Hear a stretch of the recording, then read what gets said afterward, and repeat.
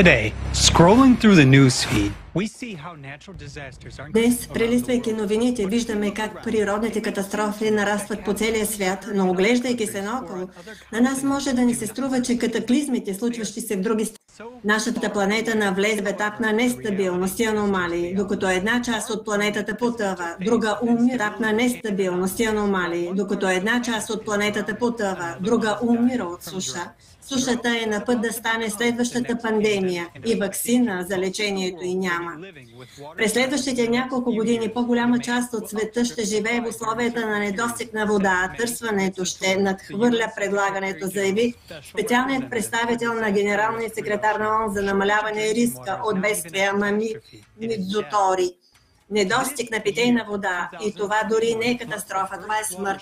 2021 година бе регистриран първият недостиг на вода в река Колорадо, която осигурява вода на около 40 милиона души в западната част на САЩ и над 10 000 квадратни километра обработваема земя. Река Колорадо захранва две най-големи водохранилища Мид и Пауъл. Нивото на водата в нея падна до най-ниското ниво в историята. Сушата и недостигът на вода само за тази година значително промениха обичайния човешки живот практически на всички континенти. Последиците от сушата вече пряко засягат много хора. Те все още се влошават. Дефицит на храна, рязък скок на цените на стоките. И това засяга ли те вече? Или ти все още не виждаш това? Сухото лято на 2021 година в Казахстан доведе до общ спад на оръжейността и смърт на добитък. Ако през 2020 година Казахстан експортира около 8 милиона тона зърно в 40 страни по света, то вече сега прогнозата за експорт на зърно за 2021 година е намалял с 30% и съставлява 8 милиона тона. По думите на президента на Република Казахстан, намаляването на реколтата на пшеница в няколко региона на Казахстан през 2030 година ще създаде заплаха за продоволствената структура на Централно-азиатския район. Това е прост тактически пример за борбата с изменението на климата, че това е наше общо дело. Намалянето на водните пътища в Аржентина води до прекъсване на доставките. Бразилия е най-големият експортьор на соя, кафе, захар и втория по големина доставчик на царевица и желязна руда. Сушата в тази страна изостря кризата на глобалните вериги.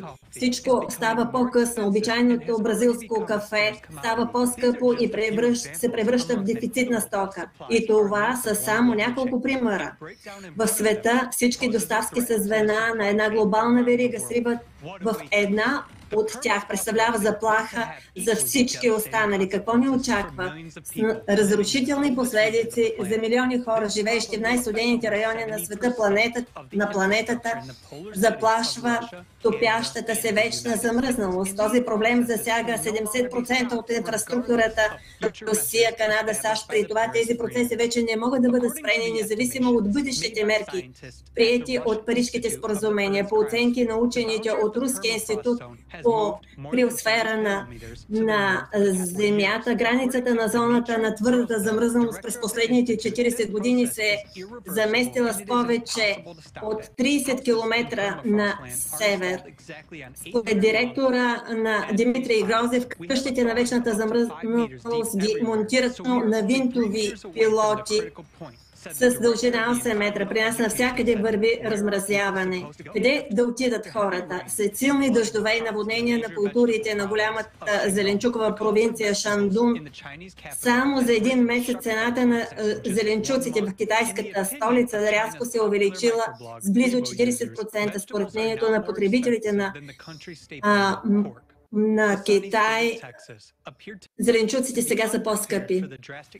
През 2021 година температурата сега пада до минус 25 градуса Целзий.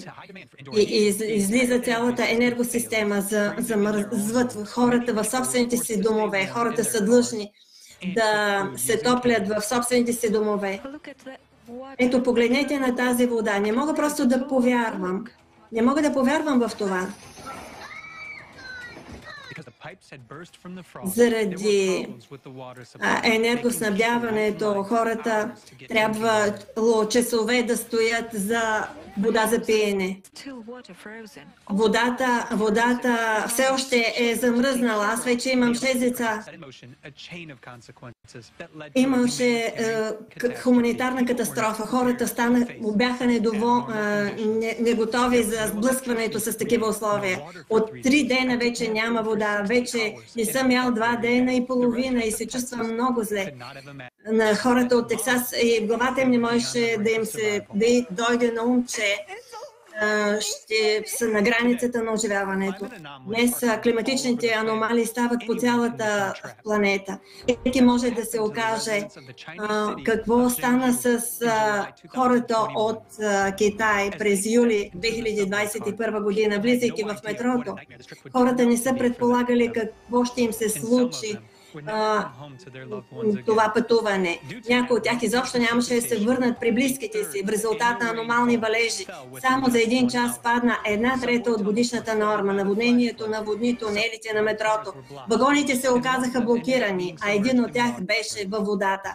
Бях много уплашен, но най-страшното не беше водата, а намаляването на въздушния поток във вагона. Думите на един от пътниците в метрото.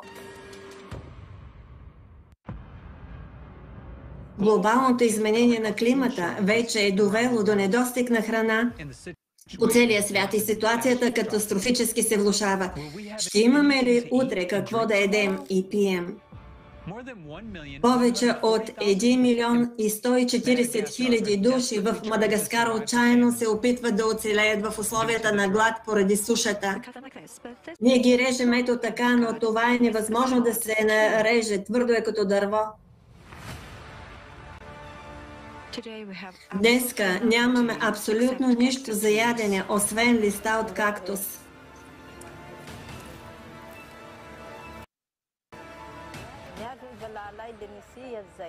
Гладни, бездомни и отчаяни хора буквално се нахвърлят върху пристигащите камиони с хуманитарна помощ, които съдържат най-важните неща и храна.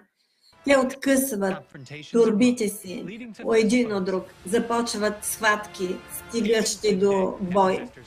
Вече днес стихийните бедствия кардинално променят съдбата на хората. Човека се оказва със своята мъка един на един. И фактите го потвърждават. Къде да отидат хората, попаднали в епицентъра на природни катаклизмите, нали? Техните загуби от избухналата стихия е невъзможно да се оценят. Последствията от климатичните промени няма да пощадят никого от нас. В резултат човек може да загуби най-ценното, което има – живота. Утре ти можеш да се окажеш пред въпроса как да оцелея. Природните бедствия ни настигат ненадейно и ние като консуматорско общество не се справяме.